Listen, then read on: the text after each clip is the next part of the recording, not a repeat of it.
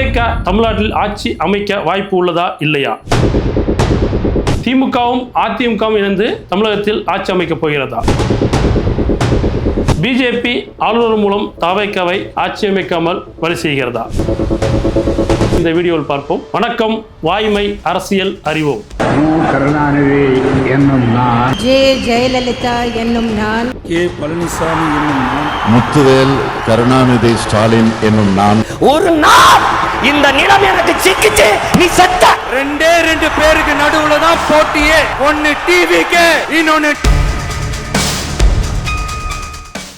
தாவேகா ஆட்சி அமைக்க முடியாம தடுமாறிட்டு இருக்காங்க. அதுக்கு ஆளுநர் நிறைய முட்டுக்கட்டைகள் போட்டிருக்காரு. நீங்க பெரும்பான்மையை நிரூபிச்சுட்டு வாங்கன்னு சொல்றாரு. ஓகே, பெரும்பான்மையை நிரூபிச்சு தான் ஆட்சி அமைக்கின்ற அவசியம் கிடையாது. எஸ்ஆர் பொம்மை வழக்கு படி உச்சநீதிமன்றம் என்ன சொல்லியிருக்குன்னா, பெரும்பான்மையான உறுப்பினர்களை கொண்ட அரசியல் கட்சியை அழைக்க வேண்டும். ஸோ அப்போ தமிழ்நாட்டில் இந்த எலெக்ஷன்ல 108 இடங்களே அதிகபட்சமாக தாவேகா பெற்றுள்ளது. இப்போ அந்த கட்சிக்கு ஆளுநர் கடிதம் அனுப்ப வேண்டும். நீங்க உங்களுடைய பெரும்பான்மை நிறுவீங்க, உங்களுக்கு பதவி பிரமாணம் பண்ணலான்ட்டு. ஸோ அப்போ அவங்களுக்கு பதவி பிரமாணம் பண்ணதுக்கு அப்புறம் சட்டமன்றத்தில் வச்சு தான் அவங்க பெரும்பான்மை நிரூபிக்கணும். சட்டமன்றத்தில் வச்சு அதற்கு சட்டமன்ற தலைவரை தேர்ந்தெடுக்கணும். சட்டமன்ற தலைவர் தேர்ந்தெடுத்ததுக்கு அப்புறம் எம்எல்ஏக்கள் எல்லாருமே பதவி பிரமாணம் பண்ணுவாங்க. பதவி பிரமாணம் பண்ணி முடிச்சதுக்கு அப்புறம் தான் அவங்க தங்களுடைய மெஜாரிட்டியை காட்டுவாங்க. அப்படி மெஜாரிட்டியை காட்டாத போது அந்த ஆட்சி கவிழ்க்கப்படும். அப்ப இன்னும் இவங்க பதவி பிரமாணம் பண்ணல, சட்டமன்ற தலைவர் தேர்ந்தெடுக்கல, எம்எல்ஏக்கள் பாத்தீங்கன்னா பதவி பிரமாணம் பண்ணல. ரைட், இப்போ நீங்க பெரும்பான்மையை கொண்டு வாங்கன்னு சொல்றாங்க. பெரும்பான்மையை கொண்டு வரணும் அப்படின்னு சொல்லிட்டு எஸ்ஆர் பொம்மை வழக்கு சொல்லவே இல்லை.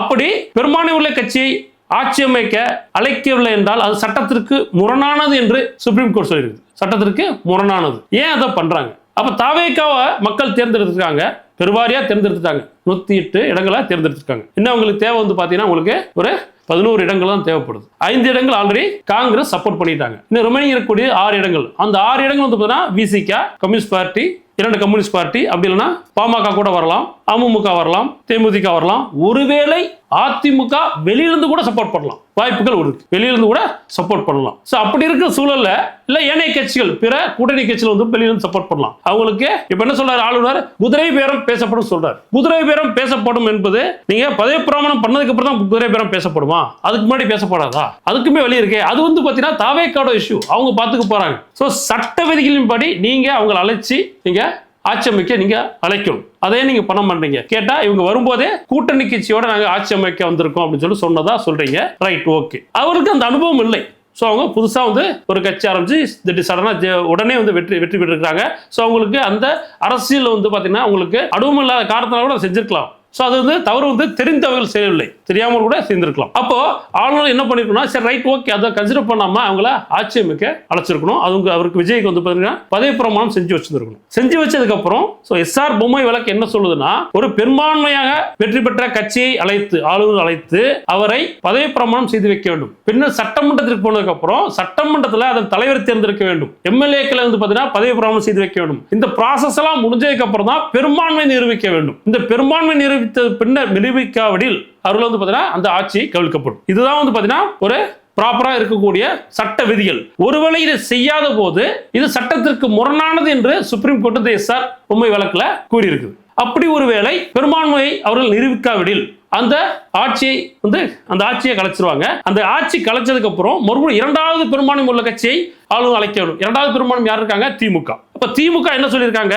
எங்களுக்கு எந்த விதமான ஆட்சியும் கிடையாது, எங்களுக்கு எந்த விதமானதும் கிடையாது. சோ ஆட்சி அமைக்கட்டும். ஸ்டாலின் சொல்லியிருக்காரு, ஆட்சி அமைக்கட்டும். ஆட்சி அமைச்சு 6 மாத காலம் பாத்தீங்கன்னா அவங்க ஆட்சி செய்யட்டும். அதுக்கு பின்னர் அவர்களுடைய நிலைப்பாட்டை, எங்களுடைய நிலைப்பாட்டை, அவருடைய செயல்பாட்டை பொறுத்து எங்களுடைய நிலைப்பாட்டை சொல்லணும்னு சொல்லியிருக்காரு. அதே மாதிரி அதிமுக கட்சியினரும் இதுக்கு பாத்தீங்கன்னா அப்போஸ் பண்ணவே இல்லை. அவங்க சொல்றாங்க, திமுக அதிமுக கூட்டணி வருமா? திமுக அதிமுக கூட்டணி வைக்கிறதுக்கு 99% வாய்ப்பு இல்லை. ஏன்னா அப்படி ஒருவேளை வைத்தால் அந்த 2 கட்சியில் ஏதாவது கட்சி அழிஞ்சிரும், அது உறுதி. இந்த 2 கட்சியில் கூட்டணி வச்சா கண்டிப்பா 2 கட்சியில் ஏதாவது கட்சி அழிஞ்சிரும். ஓகே, ஒருவேளை இப்போ இந்த தாவேகாவை பாத்தீங்கன்னா மறைமுகமா யாரெல்லாம் ஆட்சிக்கு வரவிடாம பண்ணிட்டு இருக்கிறாங்களோ, இந்த ஆட்சியை கவிழ்த்தீங்கள் என்றால் கண்டிப்பா மீண்டும் தாவேகா 200 இடங்களுக்கு மேல் வெற்றி பெற்று ஆட்சி அமைக்கும். ஏன்னா மக்கள் பெரும்பான்மையா பாத்தீங்கன்னா வாக்கள் அளித்திருக்காங்க. 200 இடங்களுக்கு மேற்பட்டு வெற்றி பெற்று கண்டிப்பா மாபெரும் சாதனை படைக்க வாய்ப்புகள் உள்ளது. சோ இதுக்கு முன்னாடி இத மாதிரி ஏதாவது நடந்திருக்கா? எஸ், வாஜ்பாய் ஆட்சி கவிழ்க்கப்பட்டுள்ளது, பெரும்பான்மை நிரூபிக்காம. கர்நாடகாவில் கவிழ்க்கப்பட்டுள்ளது, சிவசேனா மகாராஷ்டிரால கவிழ்க்கப்பட்டுள்ளது. இதெல்லாம் நடக்கிறது தான். பட் அவங்களுக்கு ஒரு வாய்ப்பு கொடுக்கணும். புதியவர்கள் அவர்களுக்கு ஆட்சி அமைக்க ஒரு வாய்ப்பு கொடுக்க வேண்டும். கொடுத்தால் கண்டிப்பாக வந்து பார்த்தீங்கன்னா அவங்க வந்ததுக்கப்புறம் அவங்க இப்படி ஆட்சி பண்ணுறாங்க பலத்தை நிரூபிக்கலாமே. விசிக மற்ற திமுக கூட்டணி கட்சிகளோ இல்லைன்னா வந்து பார்த்தீங்கன்னா அதிமுக கூட்டணி கட்சிகளோ வெளியிலிருந்து ஆதரவு செய்யலாம்ல, ஆதரவு பண்ணலாம்ல. அதிமுக கூட பண்ணலாம், வெளியிலிருந்து ஆதரவு அளிக்கிறதுக்கு வாய்ப்புகள் உள்ளது. அது அவர்களுடைய பிரச்சனை, அது அவர்களுடைய பிரச்சனை, தாவேக்கா பிரச்சனை, அவர்களுடைய வந்து விருப்பம். மற்றவர்கள் வந்து பார்த்தீங்கன்னா நம்ம ஆதரவு கொடுக்கலாம் கண்டிப்பாக ஆதரவு கொடுக்கறதுக்கு வாய்ப்புகள் இருக்கு. ஏன்னா ஜனநாயக முறைப்படி தேர்ந்தெடுக்கப்பட்டுள்ளார். ஸோ அப்போ கண்டிப்பாக நம்ம தமிழகத்தில் இருக்கக்கூடிய அனைத்து கட்சிகளுமே வந்து பார்த்தீங்கன்னா மறுபடியும் ஒரு எலெக்ஷன் நடக்கணும் அப்படின்னு யாருமே விரும்ப மாட்டாங்க. மக்கள் தேர்ந்தெடுத்துருக்காங்க, ஓகே, பெருவாரியா மக்கள் தேர்ந்தெடுக்க அவங்க நடத்தட்டும், ஆட்சி நடத்தி பார்க்கணும், என்ன அவங்க திறமை இருக்கு, அவங்க எப்படி அது ஆட்சி புரியுறாங்க, அதுக்கப்புறம் இருக்கக்கூடிய குறைகளை சுட்டி காட்டலாம், சரியாக பண்றாங்களா தவறா பண்றாங்களா அதெல்லாம் அப்புறம் பார்த்துக்கலாம் அப்படின்ற நிலைப்பாடு தான் அனைத்து அரசியல் கட்சியுமே தமிழ்நாட்டில் இருக்குது. ஸோ எந்த அரசியல் கட்சியும் தமிழ்நாட்டில் வந்து பார்த்தீங்கன்னா விஜய் அவர்கள் வந்து ஆட்சி அமைக்கக்கூடாது யாருமே எதிர்ப்பு தெரிவிக்கவே இல்லை, ஆட்சி அமைக்கலாம் என்று சொல்லிட்டு இருக்கிறாங்க. அப்படி சொல்ற பட்சத்தில் கண்டிப்பா மறைமுகமா வெளியில இருந்து மறைமுகமா இப்போ வந்து பார்த்தீங்கன்னா சொல்லியிருக்காங்க நாங்கள் ஆதரவு கொடுக்கறதுக்கு வாய்ப்புகள் இருக்கு அப்படின்னு சொல்லிட்டு. அப்போ அவங்க சட்டமன்றத்தில் போகும்போது கண்டிப்பா வெளியில இருந்து ஆதரவு கொடுப்பாங்க. ஆதரவு கொடுக்கும்போது அடுத்து வந்து அவர்கள் ஆட்சி நடத்தட்டும், அதில் வரக்கூடிய அவங்களுடைய செயல்பாட்டை பொறுத்து பின்னாடி வந்து பார்த்தீங்கன்னா மக்களும் புரிஞ்சுப்பாங்க, அரசியல் கட்சியும் புரிஞ்சுப்பாங்க, தவறா செய்யறாங்களா சரியா பண்றாங்களா அதுக்கேற்ற மாதிரி அடுத்து வந்து ரியல் அரசியல் களம் அப்போ வெளியில வரும், ரியல் அரசியல் களம் அப்போ வெளியில வரும். ஸோ ஒரு பெரும்பான்மை கொண்ட கட்சியை அரசியலமைப்பு சட்ட விதி 163, 164 பிரகாரம் ஆளுநர் அழைத்து அவர்களை வந்து பார்த்தீங்கன்னா நீங்கள் உங்கள் பெரும்பான்மையை நிரூபிக்க வேண்டும் என்று சொல்வதுதான் ஆளுநருடைய கடமை. ஸோ அதை அவங்க ஏன் டிலே பண்ணிட்டாங்கன்னு தெரியல. இதுக்கு முன்னாடி வந்து பார்த்தீங்கன்னா இந்த மாதிரி குறைவாக வந்து பெரும்பான்மை வந்து நிரூபிக்க முடியாமல் ஆட்சி அமைச்சிருக்காங்க பார்த்தா எஸ். இதுக்கு முன்னாடி 1952 நடைபெற்ற தேர்தலில் 375 இடங்களுக்கு போட்டியிட்டு 157 இடங்களை காங்கிரஸ் கட்சி பெற்றது. பின்னர் கூட்டணியோட ஆட்சி நடத்தினாங்க. 2006 திமுக தமிழ்நாட்டில் திமுக 2006 நடைபெற்ற தேர்தலில் 96 இடங்களை பெற்றது. பின்னர் PMK, Congress, communist party India, communist party Marxist and வந்து பார்த்தீங்கன்னா விசிகே இவங்க எல்லாத்தையும் வந்து கூட்டணி வச்சு அவங்க 5 வருடம் சிறப்பாக ஆட்சி செஞ்சாங்க. 5 வருடம் வந்து பார்த்தீங்கன்னா கண்டினியூ பண்ணி முடிச்சாங்க. ஸோ அப்படி இருக்கும்போது இவங்க பண்ண மாட்டாங்கன்னு என்ன நிச்சயம் இருக்குது. ஸோ கண்டிப்பாக அதுக்குள்ள வாய்ப்புகள் தாவேக்காக்கு இருக்குது. ஸோ அதனால் தாவேக்காக்கு ஆளுநர் ஆட்சி அமைக்க அழைக்க வேண்டும் என்பதான் வந்து அனைத்து மக்களின் குரலாக உள்ளது. அதை மீண்டும் துரிதமாக ஆளுநர் செய்வார் என்று நம்பிக்கை உள்ளது. ஒரு முக்கியமான விஷயம், அடுத்து தாவேக்கா ஆட்சி அமைக்க முடியாவிட்டால் அதுக்குண்டான வழிவகைகள் ஆளுநர் செய்யாவிட்டால் மெரினா பீச்சில் வந்து இளைஞர்கள் வந்து பெரிய வந்து பார்த்தீங்கன்னா ப்ரொட்டஸ்ட் பண்ணுறதா நிறைய வலைதளங்கள் அதை பரவிட்டு இருக்குது. தயவு செய்து இளைஞர்கள் அந்த மாதிரி தப்பை பண்ணிடுறாங்க. ஏன்னா நீங்கள் எல்லாருமே வந்து பார்த்தீங்கன்னா ஒரு கல்லூரி மாணவராக இருப்பீங்க, வேலைக்கு போயிட்டு இருப்பீங்க. ஸோ அதனால் உங்களுடைய பர்சனல் லைஃப் பயங்கரமாக பாதிக்கப்படும். இது அரசியல் வேறு, நம்மளுடைய தனிப்பட்ட வாழ்க்கை வேறு.